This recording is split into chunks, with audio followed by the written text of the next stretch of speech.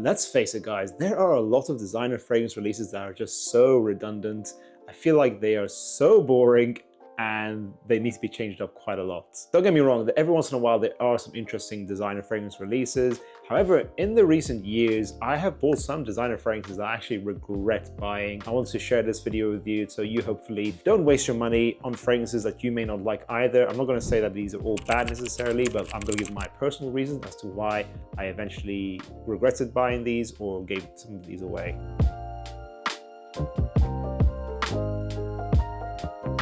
Fragrance number one, I don't have the bottle anymore. It's going to be Dior Sauvage Elixir.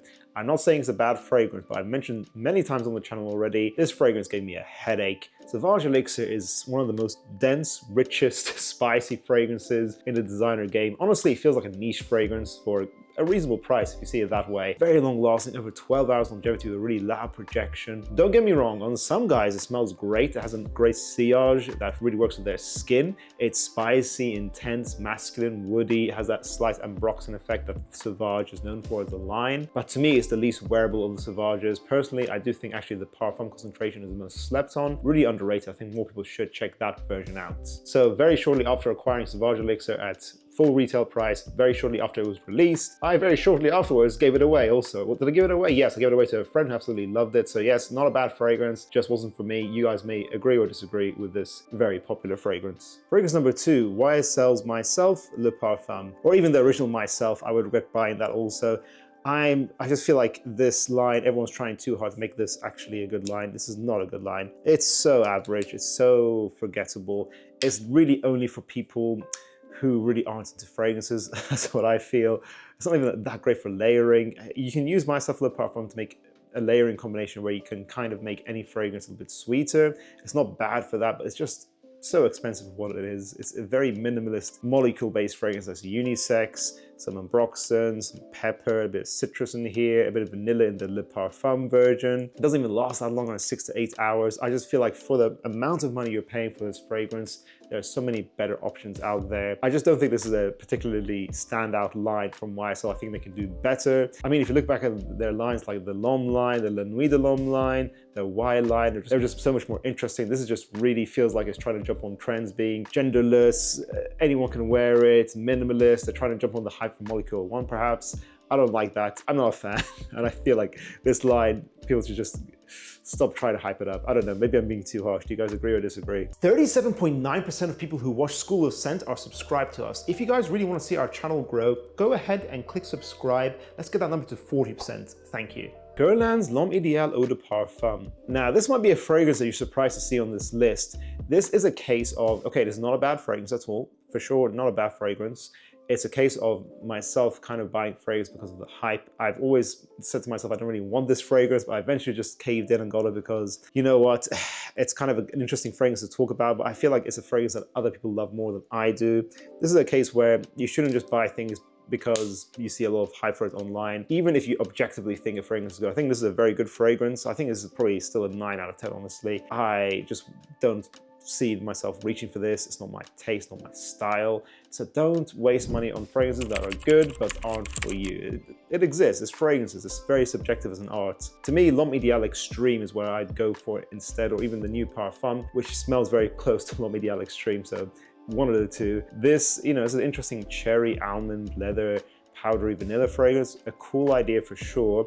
It's just not my style, not as masculine as I'd want this kind of fragrance to be, honestly. But hey, if you like that kind of cherry idea, you want to try it out, go for it. It's not a bad fragrance, as I said again. So yeah, I'm not sure what I'll do with this bottle. I'll probably maybe sell it or give it away at some point.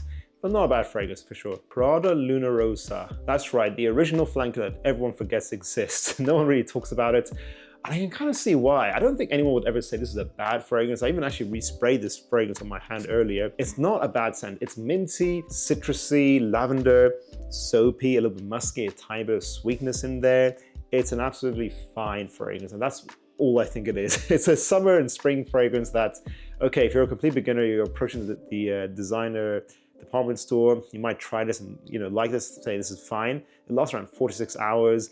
The blend isn't spectacular enough in my opinion, and the longevity isn't spectacular enough for me to ever just be reaching for this. This is kind of the fragrance, like some Prada fragrances in general. Some Prada fragrances are just so just fine. They end up actually being quite forgettable. They're not necessarily bad fragrances, but you have many others in your collection that you'd reach for instead that kind of excel. Prada can kind of be seen as the soapy, safe, elegant brand. It's kind of their style. I appreciate it, but Prada L'Homme Intense is a lot more interesting. I feel like it has a lot more purpose as to why I'd go for that fragrance. Was this, I feel like maybe I'd reach for Dolce&Gabbana Light Blue Intense instead. I might reach for Mugler Cologne instead, Dior Homme Cologne, Allure Homme Edition Blanche. I feel like it competes with a lot of other fragrances in a collector's repertoire. Hence why you probably don't see a lot of people talk about this fragrance. Maybe if it lasted like double the longevity, it was like an 8 to 10 hours long lasting, minty, fresh, musky fragrance, that'd be kind of cool. But again, also I have Guerlain's Homme Eau de Parfum, which kind of competes with it. That's a minty fragrance also. So I just don't ever see myself reaching for this. I got this quite a while back, I think like 6 months ago, barely touch it. So again, one of those examples of a completely fine fragrance, but you kind of need to have a purpose as to why it's in your collection. Now this one, I don't actually have the bottle anymore either. This is Invictus Parfum, one of the latest flankers in the Invictus lineup. This is an example of where I think Invictus is just a line in general that's becoming a bit more redundant, outdated. Back in 2013, the original Invictus was kind of crazy, cool, revolutionary. It's one of my favorite fragrances when I was a beginner back in the day. I think I smelled it back in like 2017. I thought it was such a cool idea. It's a bit different to what I'm usually used to trying back then. But I just feel like it's been outdone by other popular fragrances in the bubblegum genre, like Rossa Hawas, for example. I feel like ever since Rossa Hawas came out, I kind of just don't recommend the freshy Invictus fragrances anymore. If you want the original Invictus, you go for Rossa Hawas. If you want the Invictus Aqua 2024, you go for Rossa Hawas as well. The Parfum concentration was kind of like a modernization. It was a good attempt at modernizing it. Maybe like an 8 out of 10 fragrance. Again, not bad. It's like a versatile signature you could wear. It's kind of like a mixture of the original Invictus with Invictus Legend, which is discontinued. So it's kind of like that idea, salty, ambery, bubblegum-esque, but it just fell flat in execution. It's very synthetic. It still smells like an outdated idea. It still smells like the line is stuck in 2013. I actually have Invictus Victory Elixir here in my hands, and it kind of seems like nowadays better to get the sweeter Invictus flankers than it is to get the fresher ones. So yeah, Invictus Parfum and Invictus Platinum, I'll give that an honorable mention. Both of them went and left the collection. I just never reached for them. Although they're both solid fragrances, they just feel like they're just too juvenile, a bit outdated, too synthetic in my opinion. What do you guys think? Am I being too harsh on the fresh Invictus flankers? Let me know. And lastly, Jean Paul Gaultier's Ultra Mal. Actually, funnily enough, this is my second bottle of Ultra Mal. I had my 75 ml, and then I got this 30 ml. So, you know, I was sensible. I told myself, you know, I'm probably not gonna reach for this that much. I think I was doing a Jean Paul Gaultier buying guide. In fairness, went viral on the channel, which was great. So I'm happy. I think it was worth it. I had it back in the collection, probably because I wanted to reference it. It's a very popular fragrance, but I don't actually talk about it that much on the channel these days.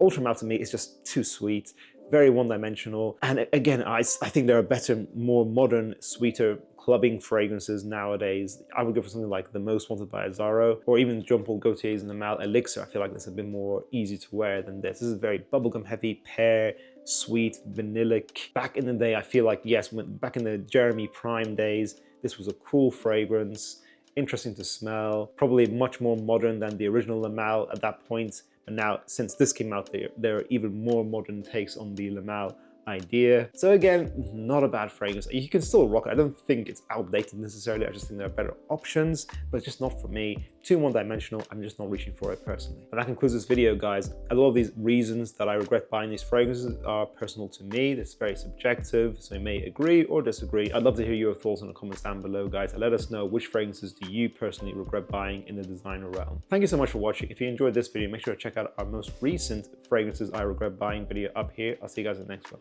Bye.